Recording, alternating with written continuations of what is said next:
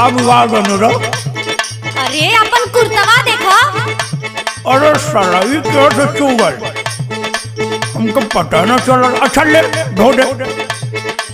धोबे में निकोर जाला दहिया के भुरता, धोबे में निकोर जाला दहिया के भुरता, बिगाड़ देला पान खा के नया नया कुर्ता, बिगाड़ देला पान खा के। अरे तू पान छोड़ देता चाहे हमार जान छोड़ देता। देख अभी पान तो न छूटी, बड़े टाइम छूटी हुई। अच्छा हमार पान बहुत निहारत है और अपन न देखली। का अपन देखी? अच्छा आज ये कैसे जर ले? का चल रही हो? अच्छा पान ठोकर के बतावत है।